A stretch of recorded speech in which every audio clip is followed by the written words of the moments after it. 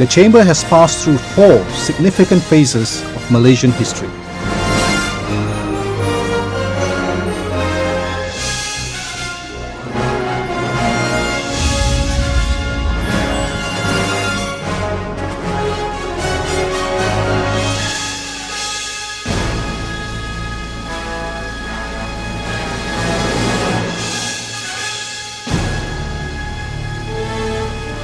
In 1928, a few Indian merchants dealing mainly in spices, textiles and other commodities founded the Chamber of Commerce, growing from humble beginnings to the influential and prestigious organization it is today.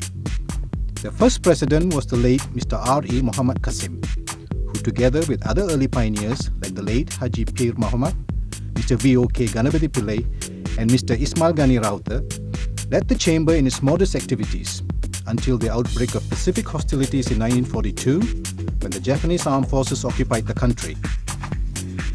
During the Japanese occupation, which lasted almost 3 years, from February 1942 to August 1945, the Chamber continued to function, despite the unsettled conditions. Leaders like C.J. Doshi, Bhagwan Singh and S.M. Das were at the helm of the Chamber activities and assisted, among other trading matters, the distribution of food and clothing which were in short supply. In fact, the Japanese authorities used the Chamber premises for such distribution until the liberation by Allied forces. After liberation by British forces, the Chamber was re-registered. The new constitution was approved with 114 members. Mr. Bhagwan Singh was elected president, followed by Mr. A.A. Abdullah, Mr. Gurbakh Singh Sambi as honorary secretary. Then, the Chamber was located at 49 Batu Road in Kuala Lumpur. Then Mr. S.O.K. Ubaidullah was nominated by the Chamber of the Federal Legislative Council in 1949. In 1950, the Associated Indian Chambers of Commerce was born. In 1954, it was resolved to purchase a site and erect a building along Batu Road, now renamed Jalan Tuanku Abdul Rahman. The Chamber building was completed in 1959. In 1978, the Chamber, now called the Selangor Indian Chamber of Commerce and Industry, celebrated its Golden Jubilee and held a grand dinner at the Merlin Hotel. The guest of honor was the then Deputy Prime Minister of Malaysia, Yang Amat Berhormat Datuk Seri Dr. Mahathir Mohamad.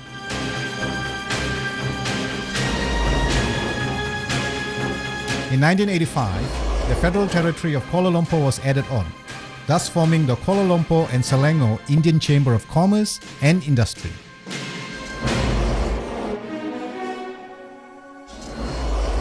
In 1989, the Chamber celebrated its Diamond Jubilee. To commemorate this event, a grand dinner was held under the patronage of His Royal Highness the Sultan of Selangor, the late Sultan Salahuddin Abdul Aziz Shah. This was the first time a state sovereign had graced such an event. Facilitating government support and speedy approvals remain our priority. Creating new avenues for international trade and bilateral interchamber linkages is extremely important. The Kuala Lumpur and Selangor Indian Chamber of Commerce and Industry has built rapport worldwide through forums and trade missions in Asia, Europe and Africa, thus preparing our members for globalization. Regular dialogues and joint memoranda with other business associations foster rapport, networking, and promotion of domestic economic growth. Experts in core business help members sharpen their competitive edge and help position them to tap lucrative business opportunities. Since 1999, Women Entrepreneur Development Programs have led to a strong network of Indian businesswomen with strong links abroad. Active participation in trade fairs and exhibitions have helped members in positioning and brand building globally. Hosting foreign trade delegations helps cement international business dealings. Corporate social responsibility for the less fortunate is our way of fostering a caring society. After business hours, corporate social events encourage informal networking. The Chamber's support for the MIC's mission for the setting up of the Asian Institute of Medicine, Science and Technology helped in making it a great success. The Kuala Lumpur and Selangor Indian Chamber of Commerce and Industry, with over 700 members, is proud to number among our members financial institutions, hotels, retail houses, quality manufacturers of sports goods and textiles, jewelry and restaurant outlet owners, as well as an extensive array of service providers in the transport, logistics, warehousing, freight, and distribution sectors. A highly experienced pool of dedicated and loyal secretariat staff attend to members' needs and public service inquiries.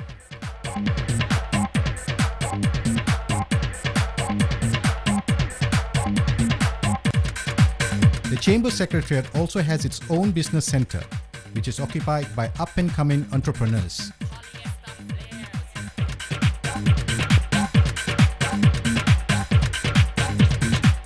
To mark this occasion, let's hear from our past presidents. I joined the chamber in 1950, although I started my business in 47. Usually only the meeting once a month, and you meet a few people and this finish. It's not like now. The amount of work is being done is very, very well. Members like Dalchand, Gyan Singh, Mr. A. Abdullah, Mr. K. M. Kamaluddin, all these people have decided to buy a building for the chamber. And I'm glad to say the first Chamber of Commerce in this country owned a building was Indian Chamber, Selangor Indian Chamber of Commerce. Before 1984, most of the members were from the textile community and what we would call the merchants. Slowly we continued and invited people from the industries, SMEs, means small and medium businesses, small and medium enterprises, to join us. And the chamber developed into 700 plus members. Not only our membership increased fivefold, we created a sense that the chamber is not a club for purely rich businessmen. The chamber is the protector of all Indian businessmen. We undertook the task of modernizing our chamber building to increase our services to the members in training, seminars, and create a platform to start a small business. Kuala Lumpur Selangor Indian Chamber is the dominant chamber in the country. It is the chamber with the most members, Indian companies, and we are always sought after by the government for our views on the Indian community's involvement in business. We should follow our Prime Minister's call in terms of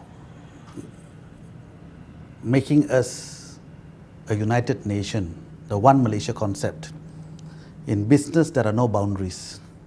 And I think the chambers of commerce, all chambers of commerce, the Malay chamber, the Chinese chamber, and the Indian chamber, should get together and work together as one chamber. Our thoughts must surely wonder at how effective we have been to our members and how else we will serve them in the years to come. It cannot be denied that we have risen to the challenge on all occasions before and will continue to do so in the future. However, we can only succeed if all members set the direction for the chamber.